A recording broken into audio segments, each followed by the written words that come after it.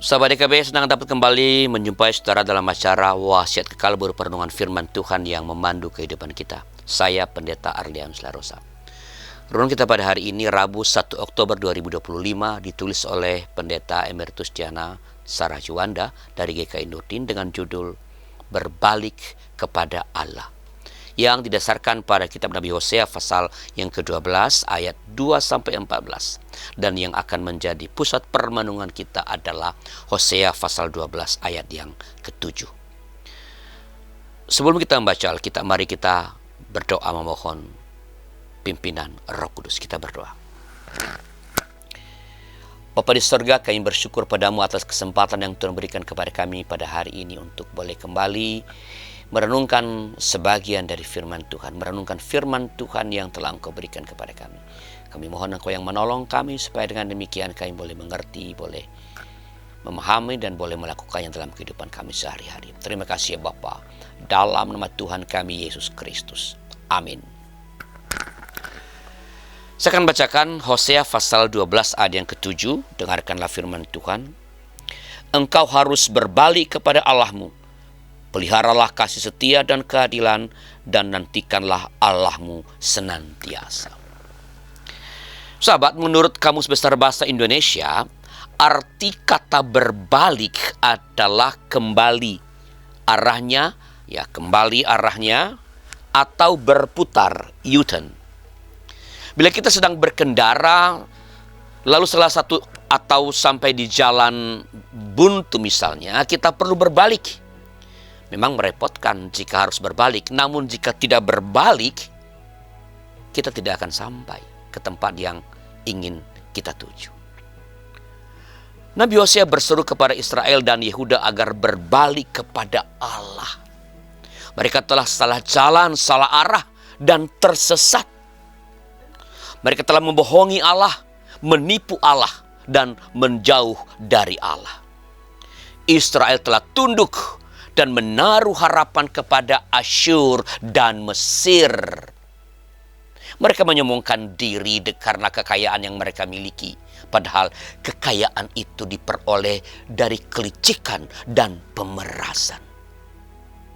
Mereka benar-benar telah tersesat dan mendatangkan murka Allah. Hal itu berarti mereka akan hancur lebur kecuali mereka kembali kepada Allah. Mereka harus mengakui kedaulatan dan kasih Allah yang maha kuasa. Mereka juga harus mengakui dosa-dosa mereka, meminta pengampunan kepada Allah, dan kembali berjalan di jalan yang benar. Sahabat, apakah kita saat ini berada di tempat arah atau jalan yang salah? Apakah kita sudah semakin menjauh dari Allah? Mungkin kita telah mengandalkan diri sendiri atau kekuatan lain di luar Allah. Atau mungkin kita sudah memperlakukan orang lain dengan semena-mena demi kepuasan diri kita sendiri. Jika demikian, kita harus segera berbalik kepada Tuhan. Sahabat, bila Anda punya pengalaman terpeleset atau berjalan menyimpang dan ada dorongan dari hati Anda untuk kembali kepada Allah dan Anda mengerjakannya, dan Anda merasakan sukacita setelah mendatang kepada Tuhan memohon pengampunan, silakan berbagi di kolom komentar. Mari kita berdoa. Ya Tuhan, terima kasih atas undangan Tuhan untuk terus boleh datang kepadamu untuk memohon pengampunan atas kelalaian kami dalam mengerjakan yang Tuhan kehendaki.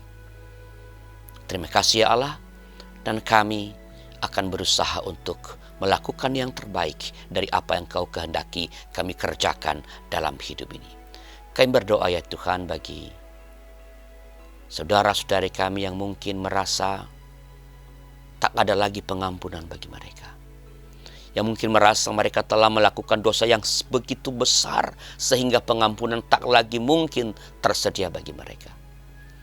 Pakailah kami untuk boleh mengingatkan mereka bahwa ada Allah, Ada Engkau ya Allah, Allah yang hidup, Allah yang berbelas kasih, Allah yang panjang sabar, yang selalu bersedia menerima pengakuan, penyesalan orang-orang yang memang sungguh-sungguh mau meninggalkan perbuatan yang salah dan berbalik kepadamu.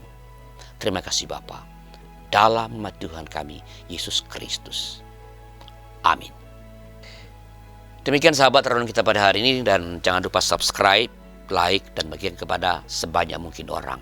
Bila ada di antara saudara yang ingin didoakan, silakan sampaikan kepada kami lewat nomor 0812-8188-9191, dan tim YKB siap untuk mendoakan saudara.